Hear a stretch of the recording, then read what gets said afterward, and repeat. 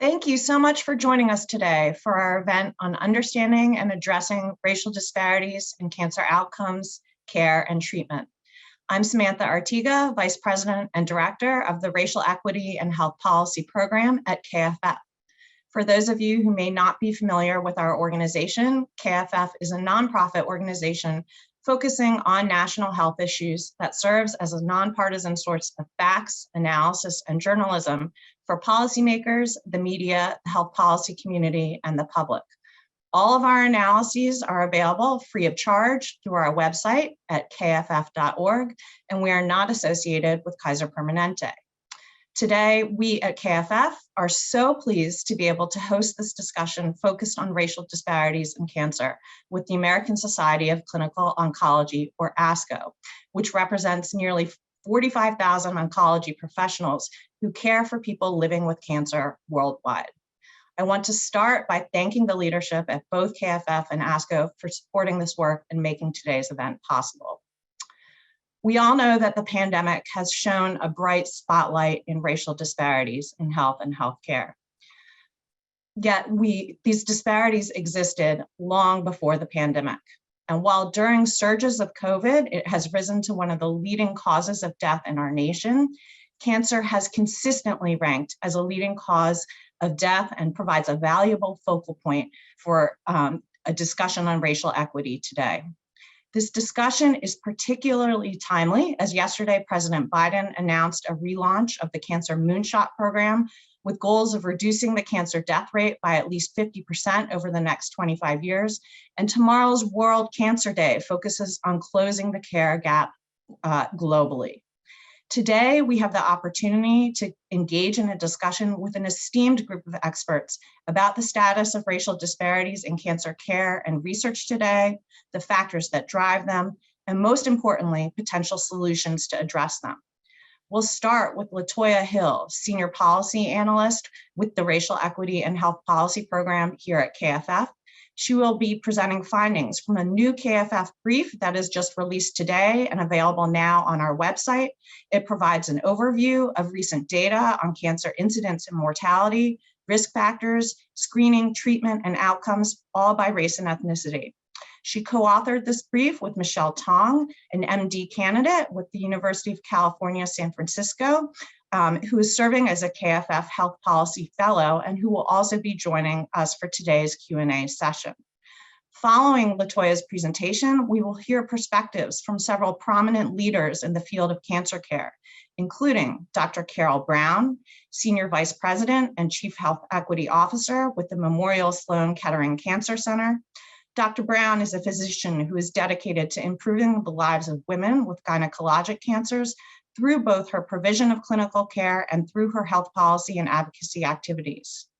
Ms. Winora Johnson, who is a Navy veteran, a 3-time cancer survivor, and a research patient advocate representing Fight Colorectal Cancer and the Patient-Centered Outcomes Research Institute. She will provide us with a valuable patient perspective into the issues we're discussing today. Dr. Lori Pierce, who is a radiation oncologist, professor and vice provost for academic and faculty affairs at University of Michigan, as well as board chair for ASCO. She's going to bring with her clinical expertise as well as her tremendous leadership and teaching experience. We'll end today's event with audience Q&A, so feel free to submit questions at any time through the Q&A box. All of our panelists, along with Latoya Hill and Michelle Tong, will be available for today's Q&A session.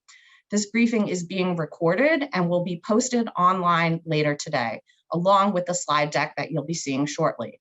Everyone who is registered will be sent an email with the recording and slides when they are available. I'm going to turn things over now to Latoya for a presentation of findings from our newly released KFF brief, Racial Disparities in Cancer Outcomes, Screening and Treatment, which again is now available on our website at kff.org. So take it away, Latoya.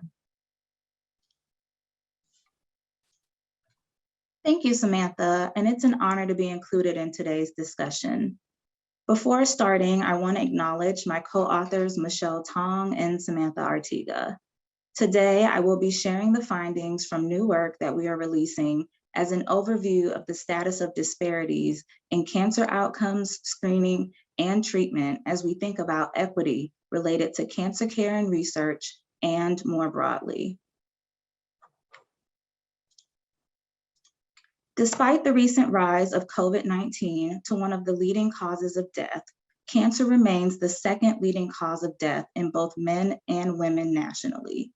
Even with cancer incidence and mortality rates improving over time, disparities in cancer outcomes persist. These disparities have been recognized and well documented, and we know that they are driven by underlying structural, economic, and socio-environmental factors outside of the healthcare system that are rooted in racism and discrimination. Today, I will be discussing these disparities through a racial lens, but I think it's important for us to recognize that they occur through a broad range of dimensions, which often intersect with each other, including socioeconomic status, gender, geography, immigration status, and other characteristics.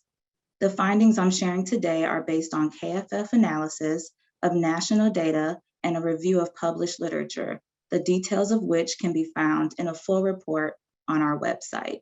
Next slide, please.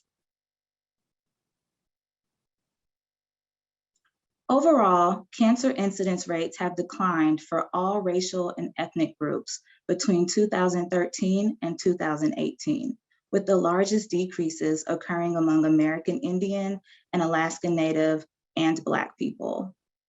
When we take a closer look at the trend for Black people, what we find is that the gap in overall cancer incidence was eliminated by this decline, with the rate of new cancer being lower for Black people than white people in 2018, which is the latest year for which data are available. However, Black people still have the highest incidence rate for some cancer types. Next slide, please. Across racial and ethnic groups, we find that white people have the highest rates of overall cancer incidence, followed by Black people with the second highest rates, though these patterns do vary by cancer type. For example, Black people had the highest rates of new prostate and colon and rectum cancer in 2018, reflecting a persistent disparity despite decreases in the rates from 2013. We also find small increases in the breast cancer incidence rate between 2013 and 2018 for Asian and Pacific Islander, Hispanic, and white people, with white people having the highest rates of new breast cancers in 2018. Next slide, please. When looking at deaths, we find that cancer mortality rates have also declined across all racial and ethnic groups, with the largest decrease occurring among Black people. Between 2013 and 2018, the gap between the overall cancer mortality rate for white and Black people narrowed. Despite this, Black people remained at a higher risk for cancer death compared to all other racial and ethnic groups. And this is even though white people have the highest rate of new cancers, as previously mentioned. Next slide. While we also see varying racial and ethnic patterns of cancer mortality by cancer type, Black people have the highest mortality rate for most leading cancer types, including breast, prostate, and colon and rectum cancer. Decreases in death rates between 2013 to 2018 narrowed disparities in the mortality for Black people when looking specifically at colon and rectum and prostate cancer, although they remained at higher risk for dying when compared to white people. The gap in breast cancer mortality rates remained largely stable between Black and white people in those years, while the gap in lung and bronchus mortality rates was largely eliminated, with Black and white people having similar death rates in 2018. Next slide, please. In addition to cancer incidence and mortality disparities, we also find that the overall rate of cancer screening is lower among people of color than their white counterparts. However, cancer screening patterns vary across screening type and racial and ethnic groups. And for some types of screening, people of color are more likely than white people to be up to date on screening. For example, when looking at mammograms, the share of people in the groups recommended for screening who did not receive a mammogram fell for white, Black, and Hispanic people between 2012 and 2020. The large decline we see in mammogram screenings for Hispanic people reversed the disparity, which led to them being less likely than white people to go without a recent mammogram in 2020. For Black people, the share who did not receive a mammogram was already slightly lower than for white people in 2012, and this difference widened in 2020. In contrast, American Indian and Alaskan Native and Asian people were more likely than white people to go without a recent mammogram in both 2012 and 2020. For Pap smears, the share of people who did not receive a recent screening did not significantly change for most groups between 2012 and 2020, but did increase for white people and Asian people. As of 2020, Black people were less likely than white people to go without a recent Pap smear, while all other groups were more likely than white people to not have received one. Next slide, please. Despite mixed findings regarding cancer screening disparities, research suggests that people of color receive later stage diagnoses for some types of cancer, as well as delays and unmet needs in cancer care and treatment when compared to their white counterparts. For certain cancers, the disparities we see in the stage of diagnosis, even when screening rates are comparable, may be related to screening guidelines not accounting for earlier onset and increased age-specific cancer incidence for different groups, as well as disparities in the quality of screening techniques and delays in diagnostic evaluation. The decreases and delays in cancer screening we have seen due to the COVID-19 pandemic may further exacerbate these disparities in stage of diagnosis. We also find racial disparities in cancer care and treatment, particularly for diagnostic and treatment delays, which contribute to worse survival outcomes. People of color are also more likely to report unmet needs for cancer care, including supportive care, such as information about the disease, psychological support, pain management, and treatment of side effects. Next slide. Given where we are today regarding disparities in cancer incidence, deaths, treatment, and care, continued efforts both within and beyond the healthcare system will be important to reduce ongoing racial disparities in cancer.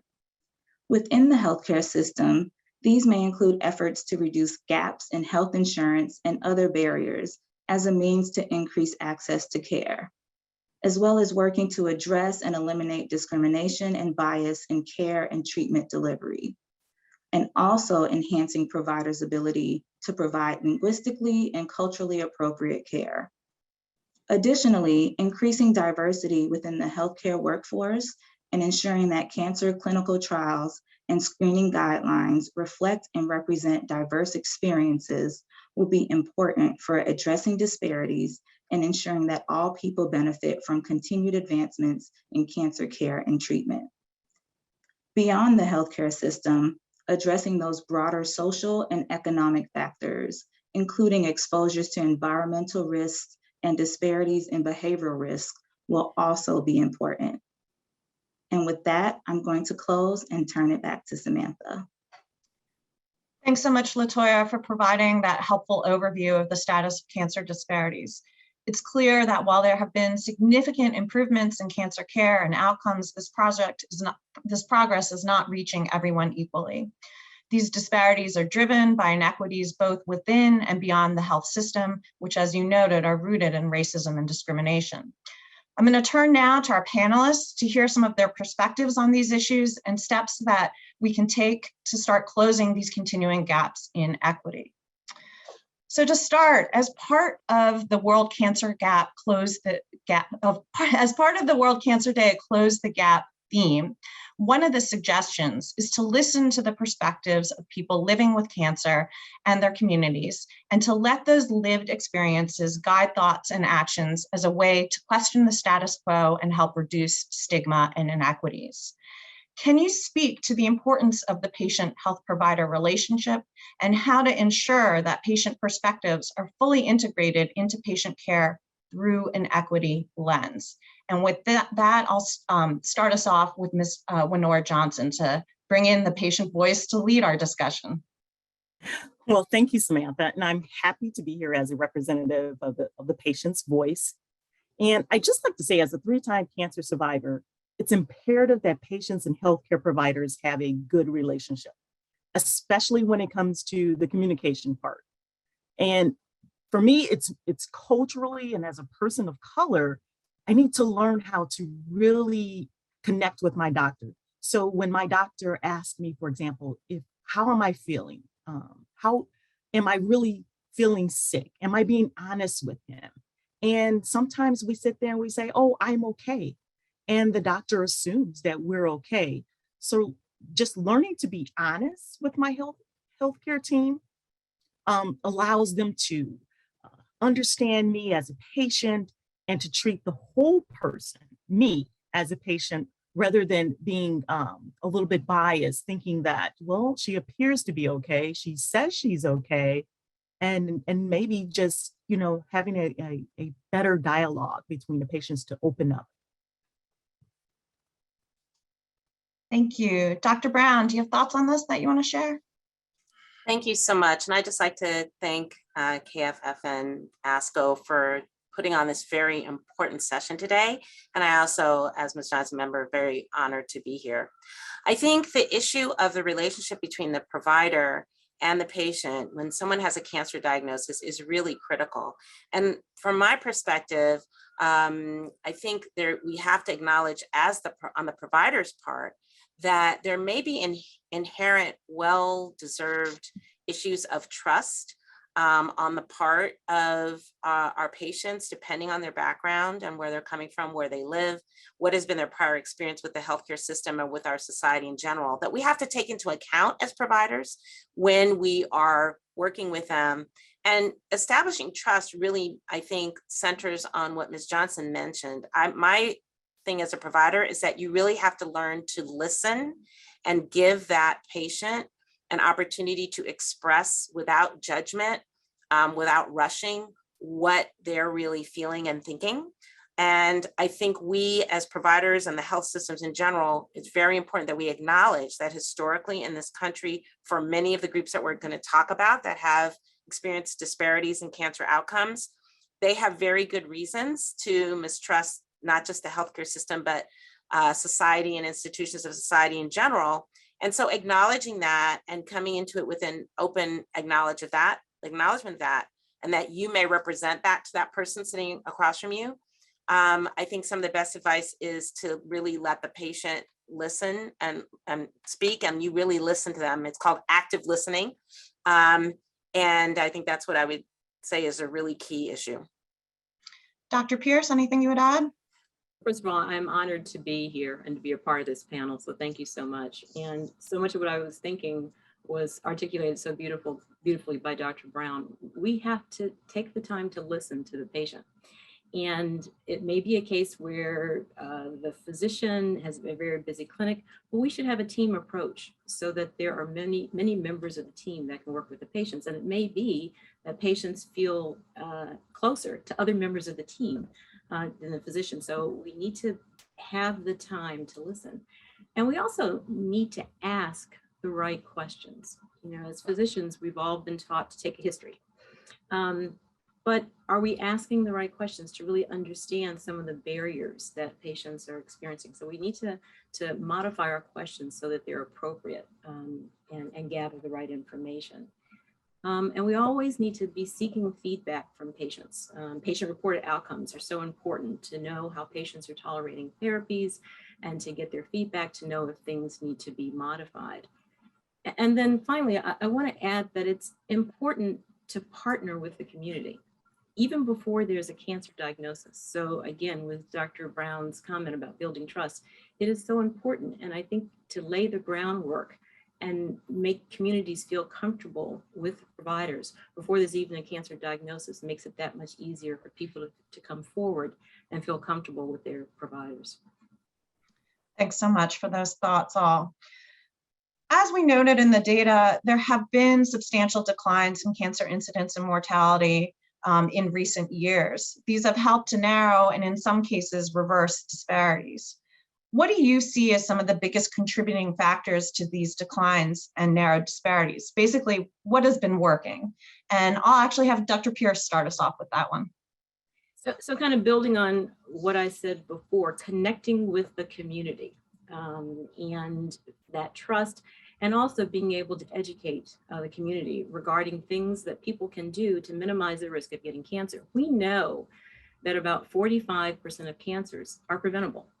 If you don't smoke, don't drink, maintain a healthy weight, exercise, and have diets that are rich in fruits and vegetables, you can prevent cancer in 45% of the cases. And so education is very important.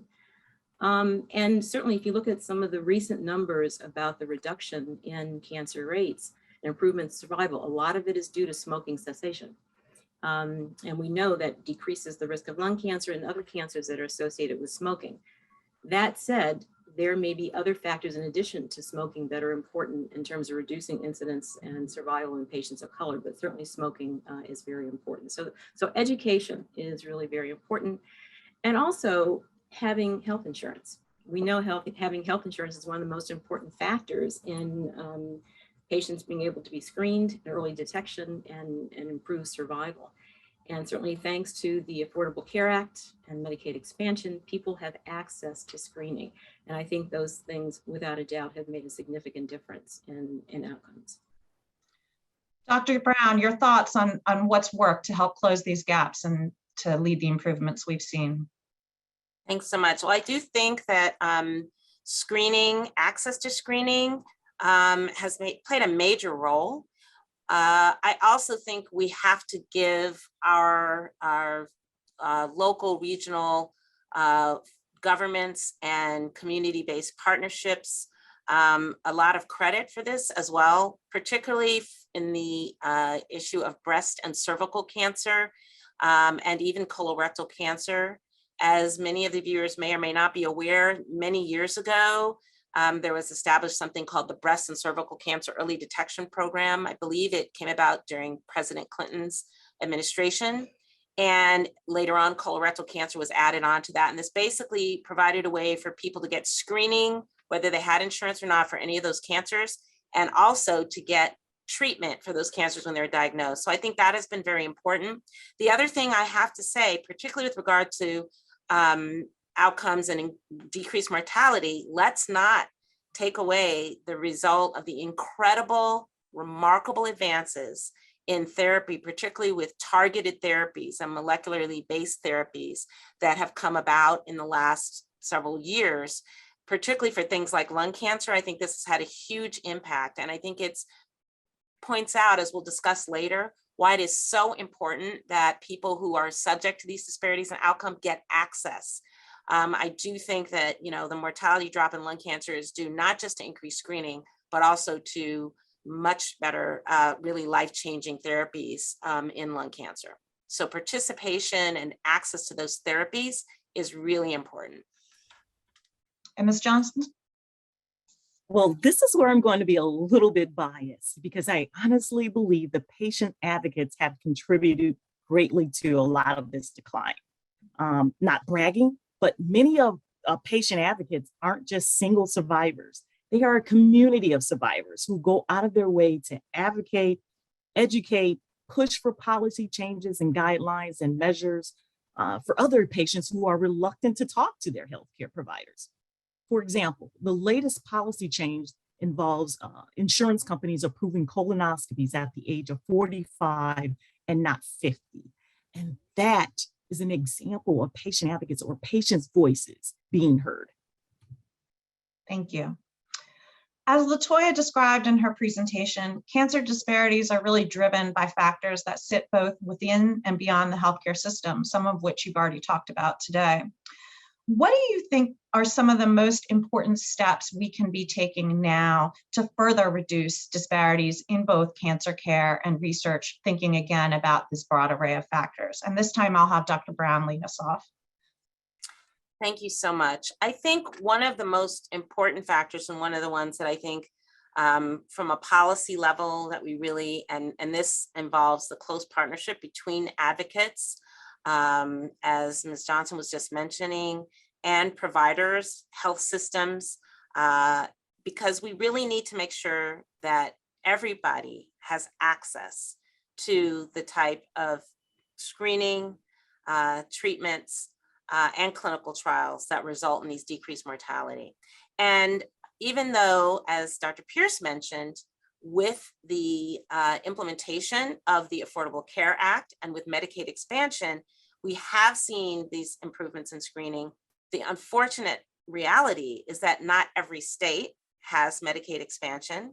And in many, many states, people who are immigrants or undocumented immigrants are not eligible for any type of coverage, including as part of the Affordable Care Act. And this unfortunately leaves uninsured and uncovered lack of access to literally millions of people in the United States who are at highest risk for these disparities. So we really have to work to find policy and even legislative solutions to make sure that everyone affected by cancer or potentially affected by cancer can get screened without worrying about whether they have insurance coverage or not, or whether they have the right type of insurance coverage or not. So I think this is really one of the most important things that we as a community can work towards. Thanks. Dr. Pierce? In addition to what Dr. Brown has said, I think we need a greater workforce diversity. If you look at the US population, about 13% of the US people are Black, but only about 3% of cancer providers are Black. If you look at Hispanic, about 18% of the population is Hispanic, but a little less than 5% are cancer providers. So we need to have greater diversity in the workforce. Now, that does not mean that every person of color has to have a provider who's a person of color. But there's no reason that the providers should not mirror our population. When you have diversity among providers, you get diversity of thought, you get diversity of experiences, it enriches us all. And so we need to have greater workforce diversity. And you know, many college students and medical students are first generation. So they may not have been exposed, like me, they may not have been exposed to cancer careers. So we need to be able to make it clear just how rewarding and impactful careers in oncology can be. So we need greater workforce diversity. And I think another thing we need is to have a greater awareness regarding physician and provider biases. That's something that really hasn't been talked about a lot in the past, but is increasingly being mentioned, and it needs to be called out. People have implicit biases, and that will potentially impact how they interact with patients. You know, for example, you have a busy clinic and you have a trial, and you think, well, since African Americans, there's such a trust issue, maybe it's not worth the time to talk about the trial and put them on the study. That couldn't be further from the truth. Yes, there are trust issues, but we have data to show that if you just ask a cancer patient going to clinical trial, equal percentages, whether they're Black or white, go on a trial. So yes, while there may be trust issues, while there may be barriers to care, at the end of the day, patients want high quality care offered in clinical trials, but that implicit bias may have colored the provider's perspective. So we need to have implicit bias training and not one and done. It needs to be a constantly reinforced effort so that that doesn't interfere with a person's offering appropriate care. And Winora, your thoughts on actions we can be taking today to continue to close gaps we see in cancer care and research? You know, I think for me on a more personal level it's very important, I think, that we do more genetic testing. For me, it's been very important because I have a personal story or history of cancer that I didn't know was there before. And being identified as a Lynch syndrome means that I have cancers that were yesterday for me, and I may now be facing and in the future. So this has empowered me as a patient advocate to share my story with others, and not just others, but my children and grandchildren, because these are health conditions I don't want to hide and make them feel like they don't know what's happening to their family. For example, with me, after waking up from surgery and being told by my aunt that my grandfather had colorectal cancer and passed away from it, it could have saved me maybe 15 years of a late stage cancer diagnosis. So for me, it's just so important that all individuals understand genetic testing and the importance of it and how it can just be really preventive in nature. Those are great points. And I think in addition, as you mentioned, to the genetic testing, just understanding the importance of sharing family history. I think it's sometimes until we're not older in our lives that we realize the importance of understanding family history. And sometimes we no longer have the resources available to get that full information. So those are great points. Thank you. So one issue we touched upon in the brief, and which Dr. Pierce began mentioning in her last remarks, is the lack of diversity in cancer clinical trials. We know that diverse representation in clinical trials is important both for ensuring that new drugs and therapies are safe and effective for diverse populations, but also for ensuring that all people benefit equitably from advancements in cancer treatment. So I'm interested in hearing your thoughts on the importance of diversity in clinical trials and actions at the community level, at research sites, or at the policy level that you think may help to increase this diversity. And Winora, I'll have you start us off there. Thank you. You're right. I think Dr. Pierce really summed it up well, especially referring about those unconscious biases that exist, but they exist among the patients as well. I mean, it's not just healthcare providers that may have them, we have some as well that we may need to address personally. And another example that I'm going to use for me is that when I was diagnosed with colorectal cancer, I was just given the standard care of treatment. I was never asked by my oncologist, Winora, are you interested in a clinical trial? And maybe, again, it goes back to that first question that we talked about, communication. Maybe I didn't communicate to her that I would be interested. And it really is an aha moment about those biases that we all hold. So, and trying to clear up, because it could mean essentially a patient's life. Dr. Pierce, is there more that you would add on to your comments? So you asked about things that could increase diversity, certainly increasing participation in general.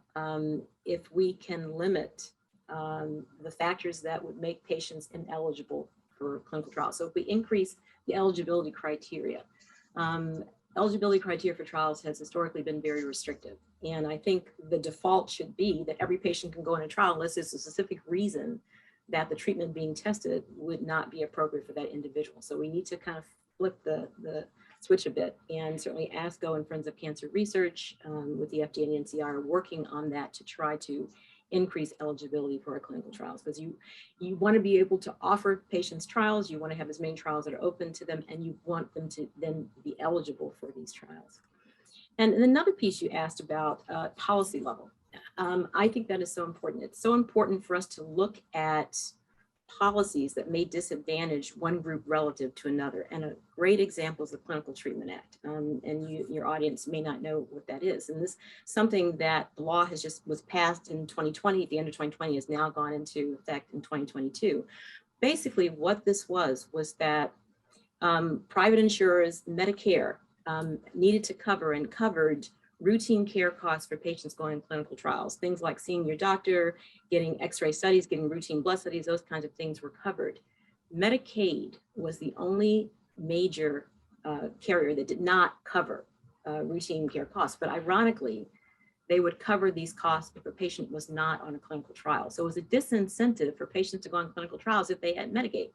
And who has Medicaid? Patients who have the least ability to be able to pay.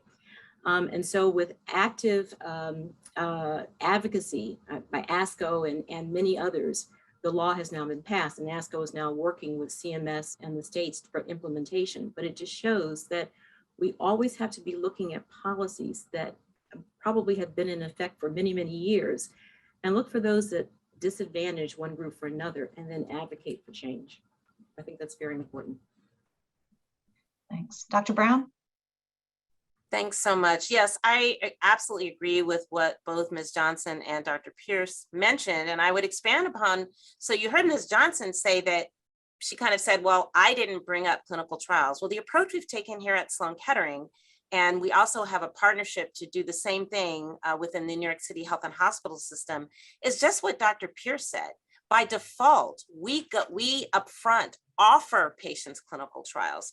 We make it easier for the clinician in their busy clinic. We ahead of time look who's coming in. We identify what the patient has. We're so very lucky to have a staff who all they can do is say, okay, Dr. Pierce is seeing Carol Brown at 2 o'clock. Carol Brown has an advanced endometrial cancer. Dr. Pierce, here's an email with the trials that Carol Brown is eligible for. And by the way, Carol Brown, we have someone who will come in and help Carol Brown with her transportation issues and, answer any questions she has, et cetera. So we've really done this both internally at Memorial Sloan Kettering, as well as partnering with the community, because the important thing that I learned from the Bidens is that 70%, and ASCO has promoted this as well, 70% of people in this country get their care, cancer care, in their community hospital, in their community provider, not at Memorial Sloan Kettering. And so we partnered with those community providers, with those city hospital systems, to bring clinical trials that we do so easily and we have the staff for, and translate that so it can be done there where the person lives in their community hospital. I think this is a really important effort, and many of the cancer centers are doing and health systems are doing. So the onus should not just be on the patient to ask. We have to take the onus to say, hey, Ms. Johnson, you have colon cancer. Here are the trials that you might want to consider. So can I just add one other thing to build on the very important message from Dr. Brown? I applaud Memorial Sloan Kettering and other institutions that have a system in place to know what trials would be appropriate for the patients that you're going to see, and proactively are prepared for that. And we have an initiative, ASCO, with ACCC, Association of Community Cancer Centers, where we're doing a pilot. We're actually digging exactly into where Dr. Brown just said, and that is, we have a site self-assessment tool where it asks a series of questions to see where the barriers are to putting patients on trials. Let's say you have 100 people of color with cancer that come into your cancer center, but only 2 get asked to go on a clinical trial. What happened to the other 98? Where in your system was there a barrier? And so this pilot is designed to look at various aspects of bringing people through to get to the point where they can be asked to go on a clinical trial and find out where the barriers are. Because if you know where the barriers are, you can then find solutions. And so we're working on that, and we're in the initial phase of that, and we hope to be able to roll out that pilot to the larger audience later this year. But I think that's the kind of thing that you need to know for your specific institution. Where are you losing patients? And so what can you do to make those barriers go away?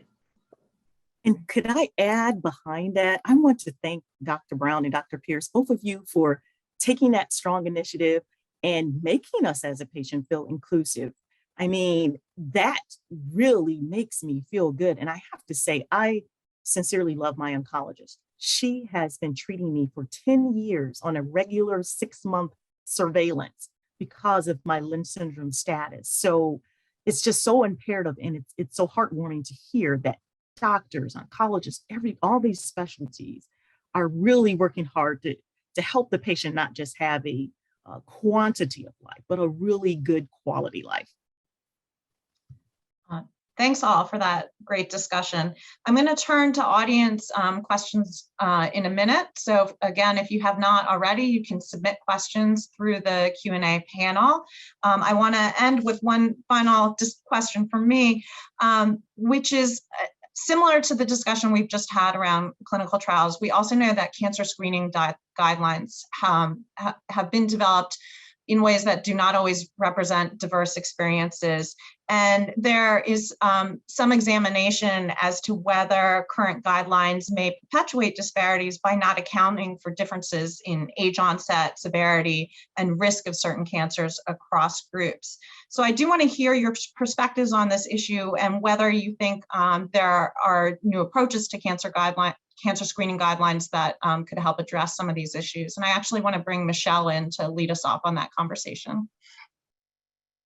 Good morning, everyone. To answer that question, we see that, as Samantha has already mentioned, multiple cancer screening guidelines and recommendations were originally developed based on population data from trials where communities of color were largely underrepresented and therefore may not account for the different prevalence or incidence of specific types of cancers for different groups.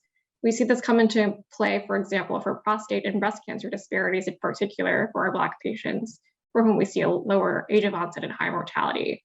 Although current USPSTF screening guidelines do not make recommendations to use different age criteria or adjusted screening criteria given earlier onset and higher incidence. For colon cancer, another example, only in the past year, in May 2021, guidelines were updated to begin screening at age 45 as a grade B recommendation, reflecting an increase in colorectal cancer incidence at a younger age in the general US population and higher rates among Black and American, Indian, and Alaska Native people. And we know there are similarly ongoing discussions around implications for disparities for other cancer screening guidelines. Any other panelists want to weigh in on this discussion about cancer screening guidelines? Yeah, I will weigh in as a gynecologic oncologist because this is something that really impacts, particularly for Black women with both breast cancer and cervical cancer. And I've been around a really long time, from before we had HPV testing and guidelines. And it still is unfortunately true that Black women, women of color, poor women are the ones that are dying of cervical cancer, which is a completely 100% or 99.9% preventable disease by getting an HPV vaccine, by the way, but also because of the pap smear. Pap smear has been around now for like 80 years. It's simple, it's cheap. But what I and other of my colleagues are unfortunately seeing as when you make a guideline that you only need to get a test every 3 years, every 4 years, what that translates to in the real life world of a woman is that I might get it every 5 years. When we spent so much time telling women, you have to get a mammogram every year, you have to get a pap smear every year. And then suddenly we say, oh, you don't need it every other year. It's, in my opinion, it's been disastrous. And so I have a pretty radical view of this. I ask the providers, the primary care providers, the nurse practitioners, look at the person sitting in front of you. Guidelines are just that, a guideline. So if you have a woman sitting in front of you that says, oh, I think I had a pap smear 2 years ago and it was normal, unless you have the report in your hand, assume she didn't. And make sure when you examine her and you see an obvious mass and you do a pap smear and it comes back normal, don't ignore the presence of the mass. The same thing happens with breast cancer. Just because a woman's had a mammogram and you may not have the report and you feel a mass, follow it up. So I have kind of a different view about this, particularly for breast and cervical cancer. I think we have to look at the individual patient. Guidelines are just guidelines, and they're meant as a system, as a health system, to be most effective, population-based. But we also, particularly for these cancers, have to look at the individual patient and take into account everything. So I want to build on that. Dr. Brown said it so very nicely. If you look at breast cancer, I worry that CDC guidelines say you don't need to they don't recommend mammograms for women 40 to 49. African-American women who are younger than 45, African-American women get breast cancer at a younger age. And if you don't start screening until you're 50, you have missed that window of opportunity for younger African-American women. So it gets back to Dr. Brown's point. You need to individualize what you do. That needs to be a conversation between the physician and the patient. because earlier mammograms, I think, are appropriate for people who are at higher risk, and higher risk younger women include Black women. And this is where patient advocacy comes in. When you think as a patient your voice can't be heard, getting on committees like the NRG Oncology Committee or the NQF, these various committees who want to hear the patient's voice, this is where we can speak up to say, this is not what we want. This is what's been failing for us and for communities of color to make that change. So believe it or not, patients and patient advocates, your voice has power. So I want to make one other comment and just say, I believe it. I absolutely believe it. And a great example is Delaware. The Delaware, you may be familiar with this, Ms. Johnson, Delaware has a colorectal screening initiative started back right after 2000, I think 2001. And basically Delaware, a small state, they realized looking at their numbers, that there were much higher death rates for colorectal cancer in Blacks versus whites. They realized there was a big difference in screening. And so patient advocates, patient navigators, politicians, public health providers, and oncologists got together and came up with this initiative where they advocated widely about colorectal screening. The navigators, the advocates went to the community, and they, for people who had not been getting screened, they advocated screening. And if you had insurance, your insurance covered it. If you didn't have insurance, the state covered it. And when you got screened, if they found you had cancer, if you had insurance, your insurance would cover it. And if you didn't have money, insurance to cover your treatment, the state covered it. And what happened? The screening rates became identical at 75%. The diagnoses became identical, and the mortality rates almost equaled, only a slight difference. And the program paid for itself. So if you have early detection and you can cure people, it is far more cost effective than if they have advanced stage disease. And this is a very successful program. And it basically was created because of the work of advocates and many constituents coming together and attacking this problem. And so this is something we need to be able to replicate in other states. And the program is still going and going strong. Thank you for all those thoughts and that great example, Dr. Pierce. So one question that came in from our audience, I think in the data that we presented, it includes data for Asian and Native Hawaiian and other Pacific Islander people, but that data is all grouped together in one category and may obscure or mask some underlying disparities among the population. Can any of you speak to some of what we know about those underlying disparities and particular issues that we may want to consider for that population? Well, we do know that Asian Pacific Islanders, they generally have lower cancer rates overall, but they have high rates of liver and stomach cancer rates, almost double those in whites. So again, it goes to the point that Latoya made so very effectively. You have to look at the specific types of cancers. You look at the overall rate, you may actually obscure some findings, and you really need to look at specific populations and specific cancers. Any other thoughts, Dr. Brown? Yes, I would just add that, yes, I think one of the challenges that we face, and I think that you found this at KFF when you went to look at the data, one of the problems is that until recently, the data was not collected by anything other than Black versus white. And then you raise the issue of, what does it mean to group, what does being Asian mean? And it is only recently that we are recognizing the importance of allowing people to and encouraging them to self-designate what they consider themselves. And also you're going to see a very important addition to looking instead of at race, at ancestry, right? Which means tracing your origins to where where your genes are in relation to all of our genes, which came out of the very same place in Africa, however many hundreds of millions of years ago. And I will say, echo, it is very important, and that most health systems and cancer researchers do address specific cancers, such as was mentioned by Dr. Pierce, gastric cancer, for cervical cancer. Some of the highest rates of cervical cancer mortality and incidence are in Vietnamese women in the United States. And it is really critically important to not do a one size fits all and to advocate for more accurate, detailed collection of data. This has been, I think, the biggest challenge, but it's really, really important. And I thank whoever raised that question. Great, thank you. Similar to that point, and Latoya made this point in her presentation, you know, we've focused a lot of the discussion on disparities that through a racial lens, but we know that there are multiple factors across which we may see disparities and that these factors often intersect. I'm wondering if any of you can speak to that intersectionality by gender, by geographic location, by immigrant status. What are some of the things we should be thinking about as we're thinking about people who represent a variety of different characteristics? So whoever wants to lead us off. Michelle, maybe you can touch on some of what we saw in terms of disparities across some of these other dimensions.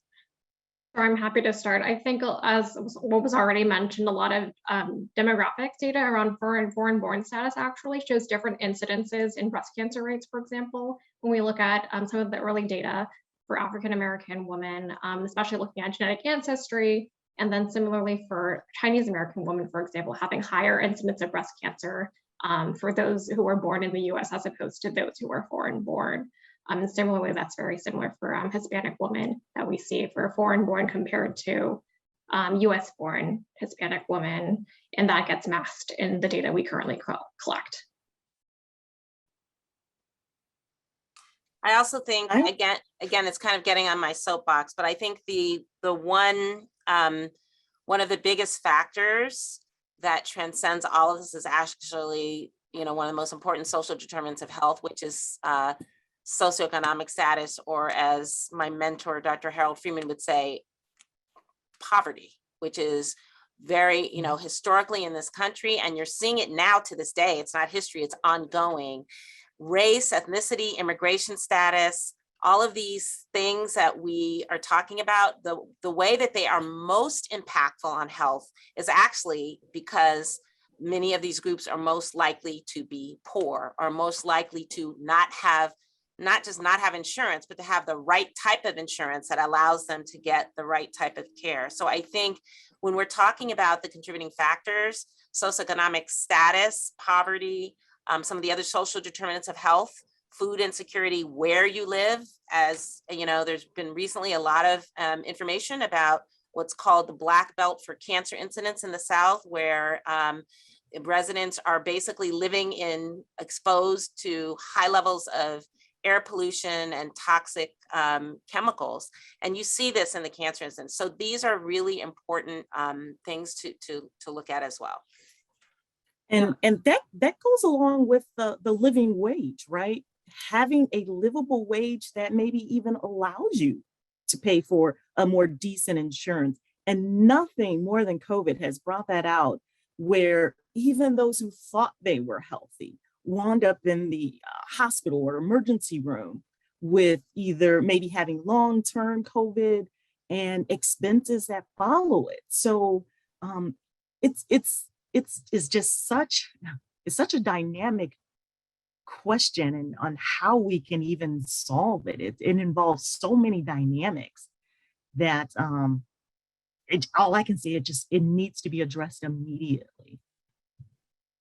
I don't have much to add because I agree with Ms. Johnson and Dr. Brown, other than to say that when you talk about factors that contribute to disparities, you have biology, that's a piece of it, but I firmly think the social determinants of health is the majority. The social determinants of health are due to money and power, and all the examples that were given go back to money and power.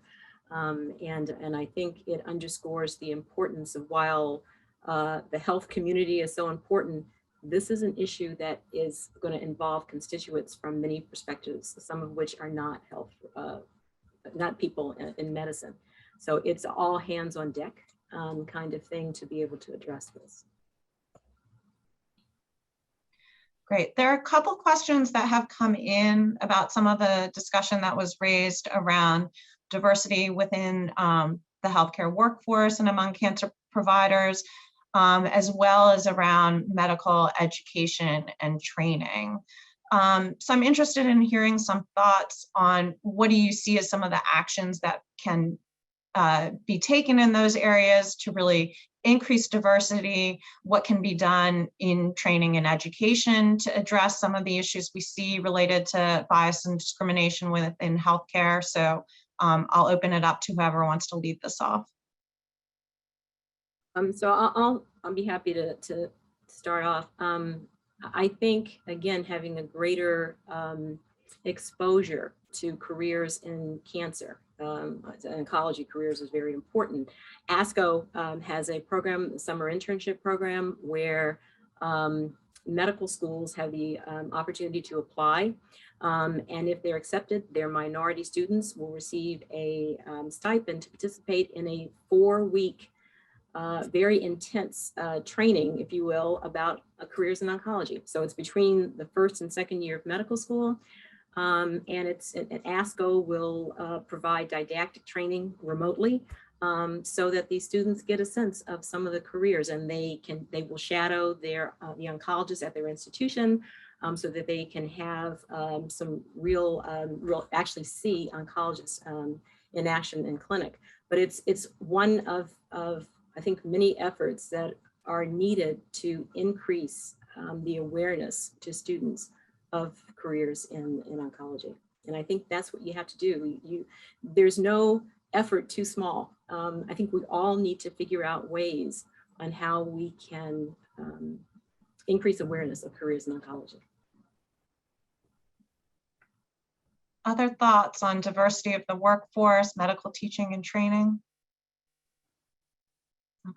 I think that if they are going to have these classroom settings as well, invite the patient in and invite the patient into those classroom settings and have a question and answer session so that the oncologists or doctors soon to be can have a connection with what they're doing and how it's saving lives. And, I'll also add that the patient is a very important part of this. It's a great suggestion. And as we train our medical students, you talk openly about racism in healthcare. Again, these were topics that were kind of taboo, but we know that's an issue. And I think many people in that generation are very able to discuss this. I think it may be the teachers who are more hesitant to do so. There needs to be open dialogue in terms of racism, so that when you see it, you know it, and you change it, because there are many biases in healthcare. I think we have time for maybe one or two questions. I do want to bring us back to the fact that we are still in the middle of the pandemic, and there has been some data suggesting that there have been fall-offs in cancer screening. I'm wondering if LaToya can remind us what we know about what's happened to cancer screening over the pandemic, and then hear some of the thoughts folks have about how these changes might impact disparities, what actions should be taken now to address the implications that may result from these fall-offs. So LaToya?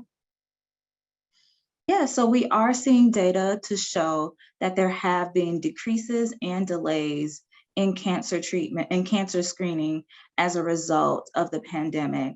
And we've also seen some examples from some states where they have found that the pandemic actually accentuated racial disparities, specifically in mammography screening in Massachusetts for Black and Hispanic patients. So this is something we are starting to see in the data. Do folks have thoughts? I know part of the Cancer Moonshot relaunch yesterday was focused on getting more people back up to date on their screenings. So yes, I think this is a really important point that people, and then unfortunately, just when I think we're feeling comfortable to come back and get their screenings, we got hit with the Omicron wave. So as part of the relaunch of the Moonshot, there's really been a call to action on the part of hospital systems, the NCI, community centers, to make available urgently screening appointments and screening modalities for the cancers that there is screening available. And also, I think there's some work with CMS to make sure that there can be adequate coverage for these.